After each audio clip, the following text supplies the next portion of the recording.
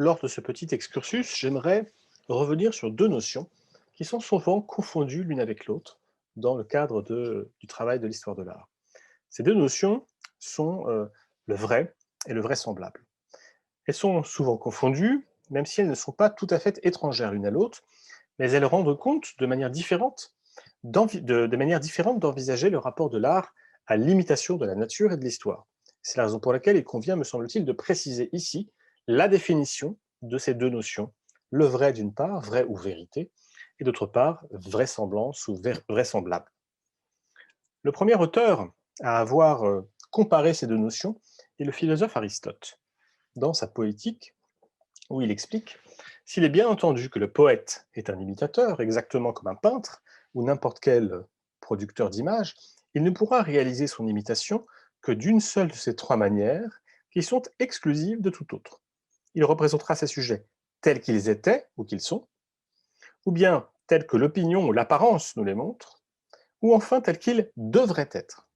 Quand on fait reproche à la vérité des sujets, c'est peut-être que le poète a voulu les représenter tels qu'ils devraient être, ce que fait Sophocle, et non tels qu'ils sont, comme le fait Euripide. Pour résumer, deux manières s'offrent au poète, ou au peintre, cité ici par Aristote, pour imiter la nature. D'une part, il peut l'imiter telle qu'elle lui apparaît, avec ses défauts et ses accidents, particuliers ou transitoires. C'est le vrai, c'est la vérité de la représentation. Pour Lodovico Dolce, théoricien de l'art vénitien, un bon peintre, doit imiter le vrai, imitare il vero, ce en quoi excelle notamment Titien, qui savait conférer à ses figures un coloris semblable au vrai, simile al vero. D'autre part, le peintre peut peut imiter la nature telle qu'elle pourrait ou telle qu'elle devrait être, dans une forme de perfection idéale, une forme de crédibilité, hein, dans une dimension générale et universelle. On n'est plus dans le champ du vrai, avec les accidents et les défauts de la nature visibles, mais dans le champ du vraisemblable, ou de la vraisemblance, c'est-à-dire de ce que doit ou devrait, ce à quoi doit ou devrait ressembler la nature idéale. Au XVIIe siècle, l'opposition entre vrai et vraisemblable, entre vérité et vraisemblance, est recoupée d'ailleurs par celle du coloris et du dessin. Dans une conférence qu'il prononce devant ses collègues de l'Académie royale de peinture et de sculpture le 7 novembre 1671, le peintre Gabriel Blanchard explique: la couleur, dans la perfection que nous la supposons, représente toujours la vérité, et le dessin ne représente que la possibilité vraisemblable. Pourquoi dit-il cela? C'est relativement simple.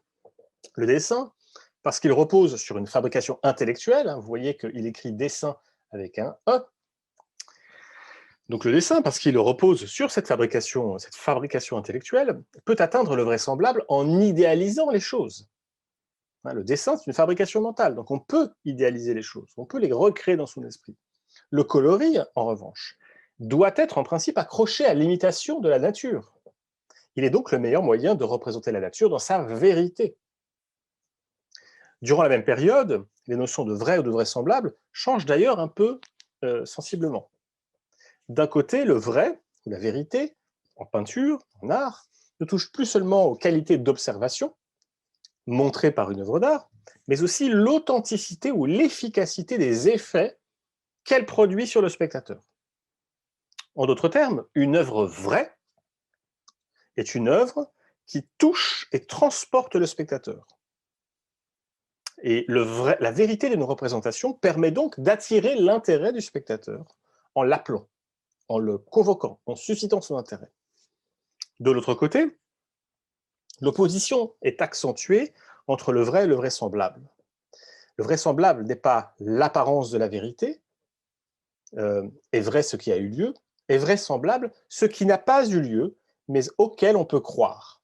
C'est la définition d'Antoine Furtière qui dit: vraisemblable, adjectif masculin et féminin et substantif, qui a apparence de vérité, qui est dans la possibilité des choses arrivées ou à arriver. Je donne un exemple: les aventures des romans et des pièces dramatiques doivent être plutôt vraisemblables que vraies. Hein.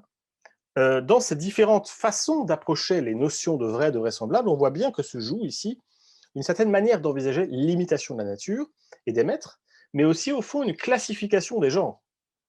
La pâture d'histoire, la pâture d'histoire étant le lieu par excellence de l'universalité, je l'ai dit dans d'autres cours, mais aussi de la vraisemblance. La peinture d'histoire n'est pas destinée à représenter ce que l'on a sous les yeux, mais à représenter des fictions, souvent d'ailleurs empruntées au passé mythique, passé historique, et destinée à célébrer des vertus ou à condamner des vices. Oui, donc dans un discours moral, dans un discours universel, dans un discours qui suppose de prendre une distance face à l'imitation de la nature visible. Le portrait, en revanche, ou le paysage, sont par définition des genres de la vérité, puisqu'un portrait ou un paysage doit donner le sentiment qu'il a été peint d'après nature et qu'il doit être ressemblant au modèle qu'il s'est fixé. Et à la fin du XVIe siècle, la confrontation entre les artistes de la bella manière, je vous cite Zuccaro à gauche, la belle manière, et des artistes plus naturalistes, je vous montre ici un tableau de Carache, Animal Carache à droite, renvoie à cette même alternative.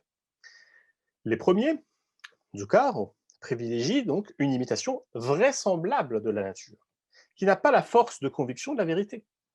Il s'agit donc pas de représenter ce qui est, mais ce qui devrait être, donc d'être dans une forme d'idéalisation, de stylisation, d'embellissement de la nature. Et c'est cette idéalisation qui permet de hausser la représentation au niveau de l'universalité, puisqu'on n'est plus ancré dans une réalité concrète, matérielle, quotidienne, transitoire, mais dans une réalité plus éternelle, destinée à la postérité. À l'inverse, les seconds, les peintres de la vérité, peintres comme Animal Carache, intègrent davantage d'effets de réel qui, s'ils ne présentent pas la même beauté parfaite, évidemment, s'adressent plus directement aux expériences personnelles et particulières des spectateurs.